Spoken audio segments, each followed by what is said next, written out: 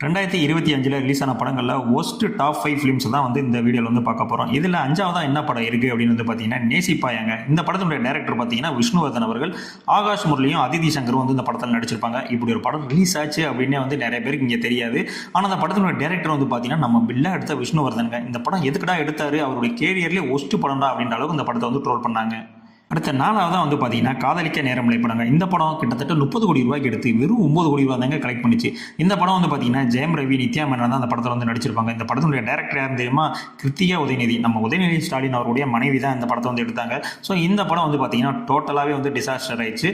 இந்த படத்தை அடுத்து நம்ம லிஸ்ட்டில் 3வதா இருக்கிற ஒஸ்ட் மூவி என்னன்னு பார்த்தீங்கன்னா கிங்ஸ்டன். இந்த படம் வந்து பார்த்தீங்கன்னா ஜிவி பிரகாஷ் அவருடைய ப்ரொடக்ஷன் பண்ணியும் அவரும் ஹீரோவை வந்து நடிச்சிருப்பாரு. இந்த படம் கிட்டத்தட்ட 20 கோடி ரூபாய்க்கு எடுத்தாங்க. ஆனால் அந்த படம் கிட்ட வெறும் 8 கோடி ரூபா கூட அந்த படம் வந்து கலெக்ஷன் பண்ணலை. படத்தில் என்ன தான் வந்து ஸ்டேஜிங் இந்த மாதிரி விஎஃப்எக்ஸ் எல்லாமே வந்து ஓரளவுக்கு ஓகேவா இருந்தாலும் படத்தில் கதை திரைக்கதைன்றது எதுவுமே இல்லாதனால இந்த படம் டோட்டலாக வந்து டிசப்பாயின்மெண்ட் பண்ணிச்சு.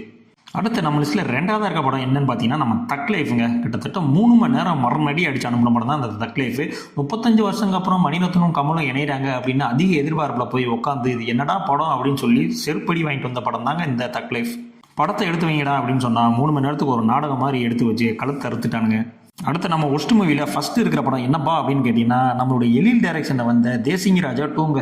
வேலைன்னு வந்துட்டா வெள்ளக்காரதுலாம் எடுத்த நம்ம தலைவன் தேசிங்கி ராஜா 2 அப்படின்ற ஒரு சம்பவத்தை வந்து பண்ணி விட்டாப்புல. இந்த படம் வந்து பார்த்தீங்கன்னா 18 கோடி ரூபாய்க்கு எடுத்து வெறும் 3 கோடி ரூபாய் கூட கலெக்ஷன் பண்ணுங்க.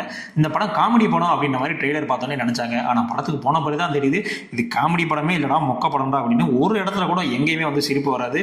இது இல்லாமல் வந்து பார்த்தீங்கன்னா நம்ம குக்கு வித் கோமாளி புகழை வேற லேடி கெட்டப்பெல்லாம் போட வச்சு நம்மளை காமெடி வருமா சிரிப்பு வருமானு சொல்லிட்டு நம்மளை சோதிச்சிருப்பானுங்க.